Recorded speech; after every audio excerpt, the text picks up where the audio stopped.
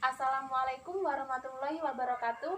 Perkenalkan, nama saya Faridatul Maulidia dari Universitas Jember, Program Studi Pendidikan Guru Sekolah Dasar kelas F dengan NIM 1902102042229. Hari ini saya akan melakukan percobaan praktikum yang berjudul fotosintesis.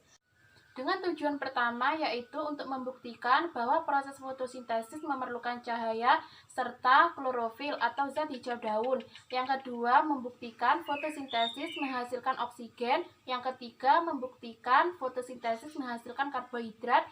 Yang keempat, membuktikan pengaruh warna atau spektrum serta suhu terhadap proses fotosintesis. Dan yang kelima, untuk mengetahui faktor-faktor yang mempengaruhi proses fotosintesis pada tumbuhan. Pada percobaan pertama, alat dan bahan yang diperlukan antara lain kertas jilid dengan 5 warna, antara lain warna merah, kuning, hijau, biru, dan ungu, termometer, stopwatch dan menggunakan HP, benang jahit, alat penghitung, alat pengukur yaitu penggaris, gunting, sendok, soda kue, tanaman Hydrilla verticillata, botol plastik, dan air.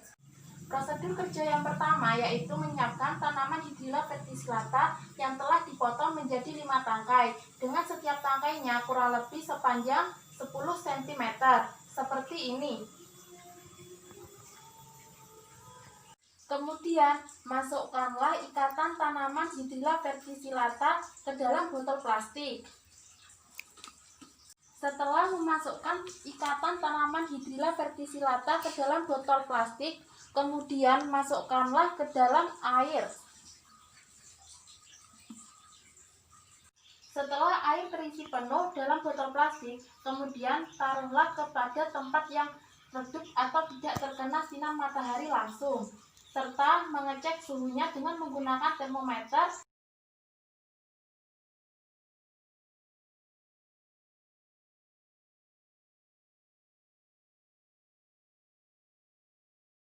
Posisikanlah botol plastik dengan posisi terbalik. Kemudian menyetel waktu selama 3 menit serta menghitung banyaknya gelembung yang terjadi pada tanaman Hydrilla verticillata.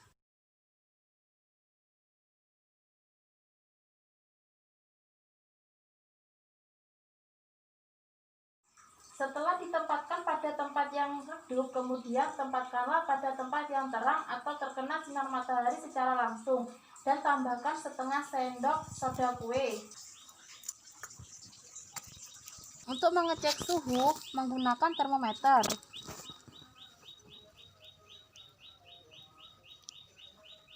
Kemudian posisikanlah botol plastik dengan posisi terbalik. Lalu untuk menghitung banyaknya gelembung gas yang terdapat pada tanaman Hydrilla verticillata, yaitu menggunakan alat penghitung dan dengan waktu selama 3 menit.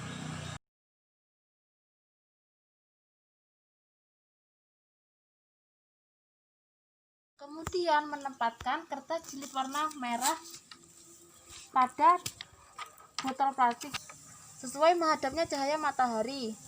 Terlebih dahulu mengecek suhu dengan menggunakan termometer.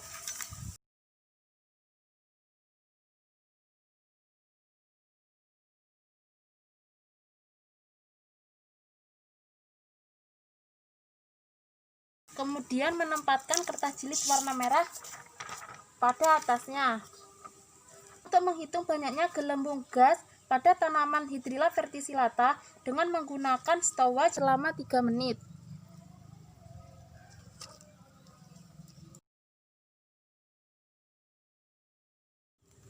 Karena kertas jilid terdiri dari 5 warna, lakukanlah secara bergantian.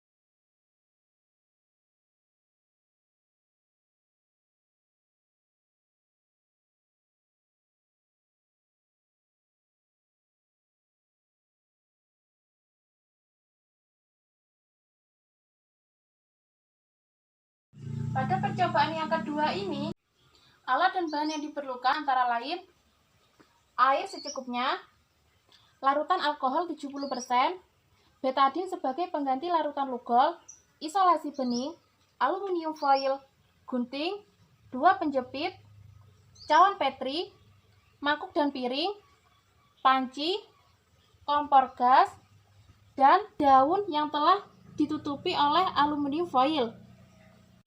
Prosedur yang pertama yaitu pilihlah daun yang menghadap cahaya matahari dan saya menggunakan daun singkong. Setelah itu, tutuplah pada bagian tengah daun singkong menggunakan aluminium foil dan tunggulah selama 1 minggu. Seperti ini. Setelah itu, bukalah aluminium foil ini menggunakan gunting.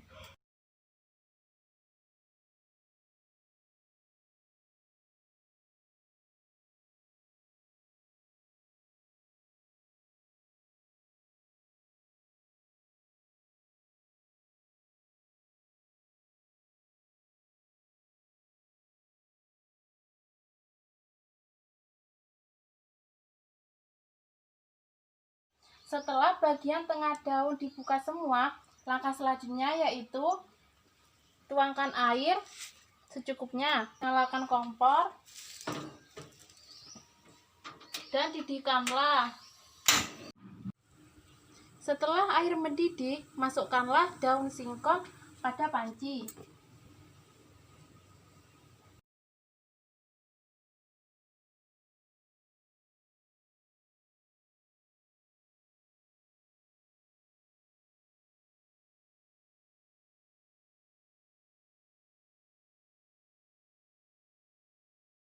Sambil menunggu daun singkong direbus, tuangkanlah larutan alkohol 70% pada mangkuk. Setelah daun singkong layu, angkat dan tiriskanlah menggunakan penjepit.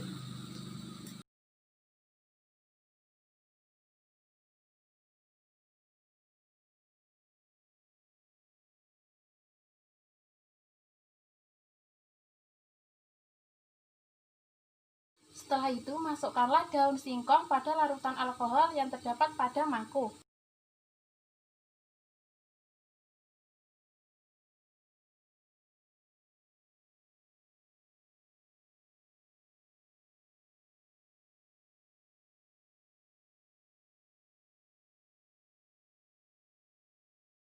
Kemudian jepitlah mangkuk di atas air mendidih yang telah digunakan sebelumnya menggunakan penjepit.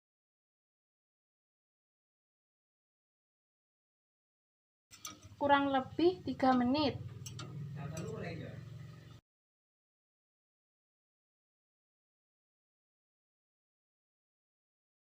Kemudian tetesi cawan petri dengan betadin kurang lebih 10 tetes.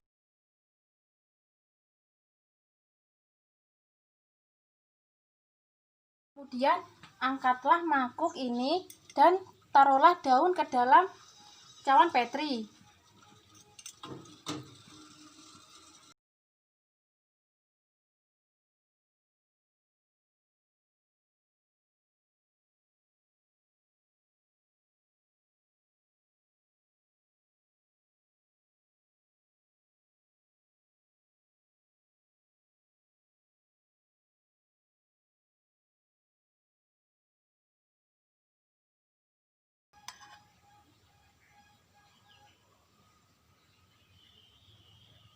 Tetesi lagi dengan betadin.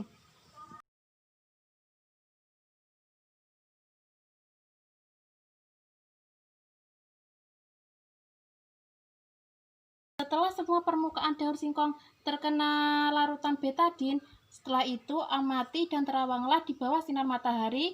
Setelah itu dokumentasikan dan catatlah hasil pengamatan pada tabel pengamatan. Sekian dari saya, kurang lebihnya mohon maaf. Wassalamualaikum warahmatullahi wabarakatuh.